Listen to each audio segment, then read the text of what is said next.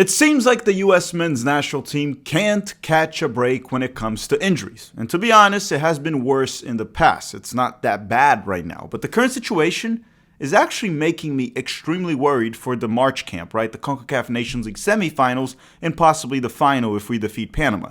So today I want to dive into the current US men's national team injury situation, why I am concerned, but at the same time, there are reasons to remain very optimistic, and I will be addressing that as well. All right, so let's talk about it. Hello. If you're new here, I'm Filippo, and welcome to Tactical Manager TV. And today we're going to be talking about injuries, medical issues. But trust me, these medical issues that the players have, you cannot resolve it with ice, Viagra, or that random witch doctor that you met in New York City. What, you're telling me you've never met a witch doctor in New York City? They're like all over the place. So first, I'm going to go through the injuries that matter, right? Players that could or should be in the roster but are currently injured and won't be there in March. Then I'm going to talk about why this specific combination of injuries is actually quite concerning, and at the same time, why we could be fine, and it could actually give specific players an opportunity to shine or for redemption. And then at the end of this video, I'm going to give you the projected starting 11 for March if we were to play right now with the players that are healthy right now. Now, keep in mind one thing. On Monday, we will not have the U.S. men's national team abroad weekend recap because we're dealing with something huge that is going to be announced on Wednesday. So unfortunately, we'll be busy and we will not be able to have the USMNT abroad weekend recap on Monday. I apologize for that. Now, before we start this episode, don't forget to drop a like in this video. Don't make me beg. Just do it right now. It takes a second. Just click the button, hit the like button, and I truly appreciate you for that. It helps the channel a ton. Roll the intro.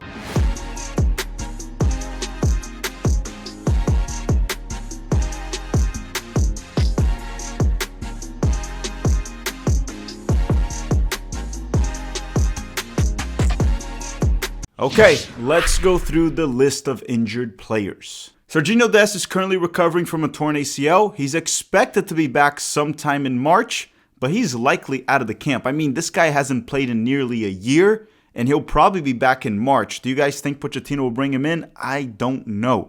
Well, the other one is also a PSV player, and it's Malik Tillman. He will be out for months. He is likely done for the season, and maybe he will be available for the Gold Cup during the summer, but that's also a big maybe. Now, Ricardo Pepi, another player from PSV. Why are all the PSV players, or all the American PSV players, broken? So back to Pepi, he just had knee surgery due to a meniscus injury, and he will be out for 3 to 5 months. So he is definitely out of the March camp. He is most certainly done for the season, and he probably will also miss the Gold Cup this summer. Floating Balogun had a shoulder surgery, and he is out at least till April. He should be back around April. So he won't be there for the Nations League. He should be fine for the Gold Cup. Haji Wright is still recovering from an ankle injury at the time of this recording. He has been out since November, but it does seem like he's expected to be back in February. And if he's back in February, he should be available for the Nations League games because they will be playing in March. Now, the other two would have been Kevin Paredes and Caleb Wiley. Those two players are not roster locks. They usually don't even really make the roster, but they're also injured. They should be back in February or March. But even if they are available, I don't see them making the roster. That's why I'm not going to talk about it very much. Now, before we continue, and I can actually address my legitimate concerns, a quick word from the sponsor of this video, SoRare. Do you collect sports cards? Do you play fantasy sports? Yes, no, maybe. If you said yes to any of that, I got something for you. And if you said no, you might still want to stick around. Tactical Manager TV is partnering up with SoRare with a special offer. The link will be in the description.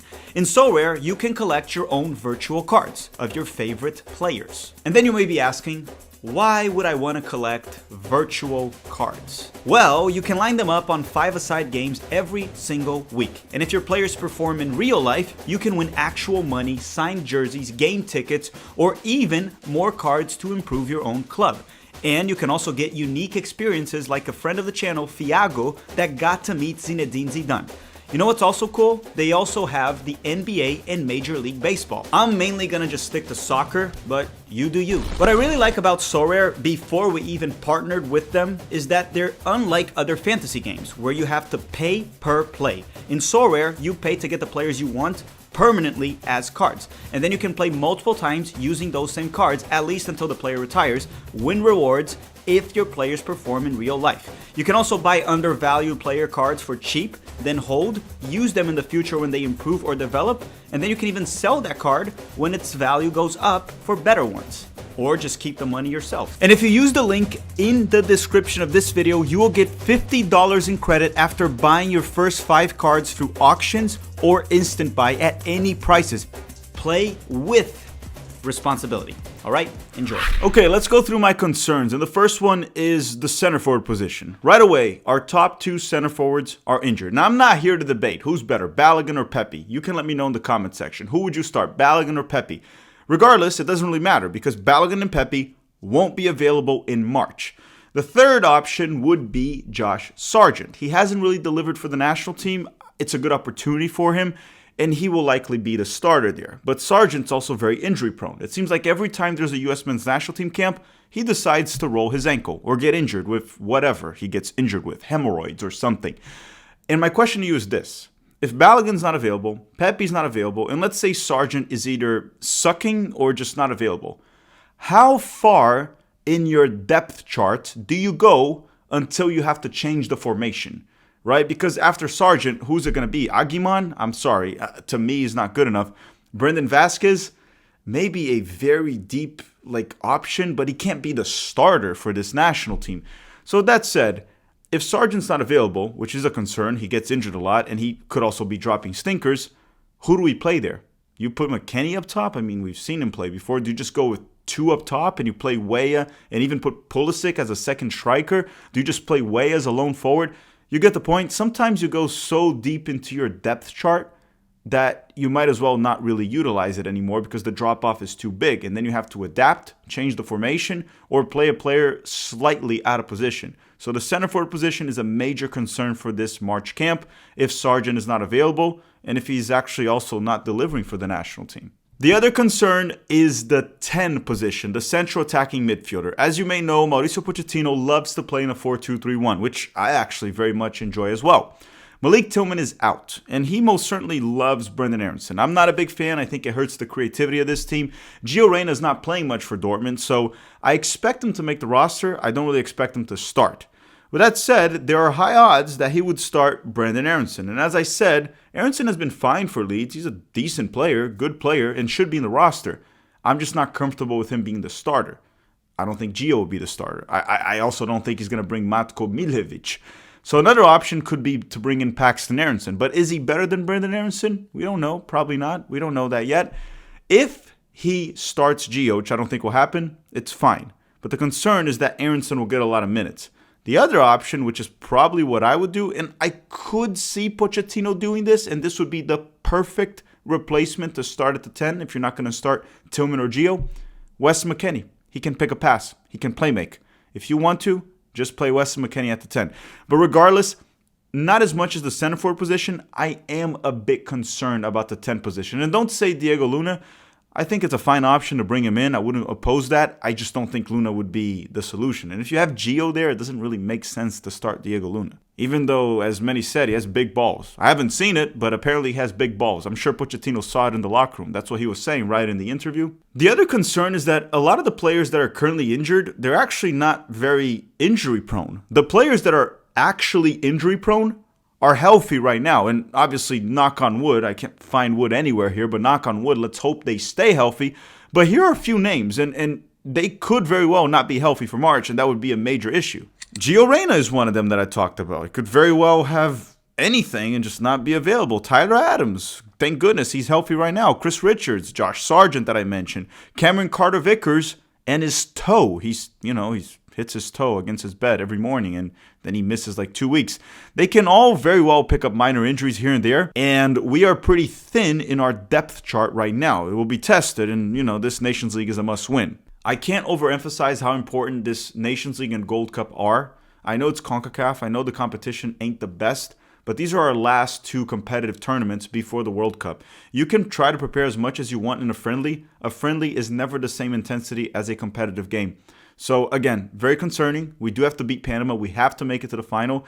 And, we're still like a month away, over a month away. And these guys I listed, they're very much injury prone. The ones that are already injured, they're usually not injury prone. Pepe's not injured that often. Tillman's not injured that often. Honestly, not even Balogun. And Dest only had this ACL injury as far as I can remember. So I'm concerned that the injury list might grow. Okay, now why am I optimistic? The first thing is we still have less injuries than the October camp. Remember that? We had like 15 injuries and we even had to rest Christian Pulisic.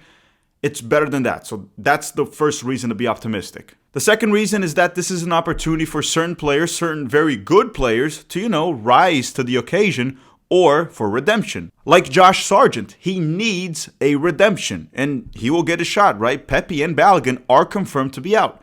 Gio Reyna also needs minutes, and he needs to show Pochettino that he deserves to be there despite not playing for Borussia Dortmund. With Malik Tillman out, I doubt Gio Reyna doesn't make the roster. He will be there even with his lack of minutes. And hopefully he starts one of the 2 games or at least comes off the bench and gets meaningful minutes. So again, with these injuries, there will be opportunity for some very good players because our depth is not that bad to get some very important opportunities. Remember, Gio Reyna has not gotten a single minute with Pochettino. He hasn't even made it to a camp with Pochettino. And lastly, the other reason to be optimistic is that this will truly test Pochettino. It's a tough camp, right? Panama's not easy. They were the reason we were knocked out in the Copa America. And then we'll play Canada or Mexico in the final. That will not be easy as well. We have to see in this camp with the injuries how he adapts to adversity. No, seriously, he has to be tested or challenged for the better, for the worse, before the World Cup comes up.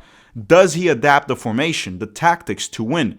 Like, how deep does he have to go in the depth chart until he changes? How stubborn is him? Is he going to bring MLS players? After all, he did say that where you play, it doesn't matter. We'll find all of that out in March, very soon. I guess this camp is also a good reminder that we cannot count on every single player being healthy for the 2026 World Cup. There will be some injuries. And with that said, you have to figure out solutions. So how Pochettino adapts and figures out solutions is one of the reasons I am optimistic for this camp. I think he's a really good coach, and he will figure it out. He will be tested, he will think, he will work with his coaching staff, and we will be just fine. Now, before we continue, I want to go through a projected starting 11 that if we were to play today against Panama, I think Pochettino would put out this specific lineup. So essentially, it's a lineup assuming the players that are healthy now will be healthy in March and the ones that are injured are injured. Oh, and before I give you that, if you haven't already, drop a like in this video. If you made it this far, you can most certainly do that for free because it is free.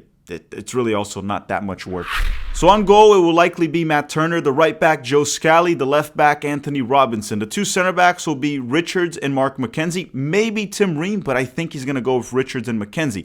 The double pivot of the 4-2-3-1 will probably be Adams and Johnny. Yes, I think Pochettino might start Adams and Johnny together. And since I don't think he'll start Aronson, and I think Gio won't start at least in the first game, I actually think he will put Weston McKennie at the 10.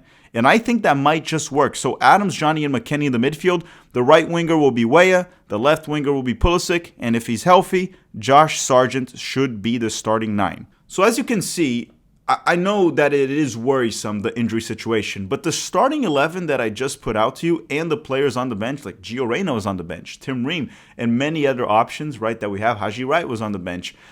This is a very strong starting 11 that should be able to beat Panama and should be able to beat Canada or Mexico if things are done right. Now, I want to thank you all very much for watching. Don't forget to download and play SoRare. The link will be in the description if you want to. Thank you very much, SoRare, for sponsoring this video. Thank you for watching. Drop a like before you go, and have a great day. I'll see you guys next week. No abroad on Monday because we have the major announcement on Wednesday. And then we have the midweek abroad, obviously, next week because the Americans will play in the Champions League. All right? Ciao.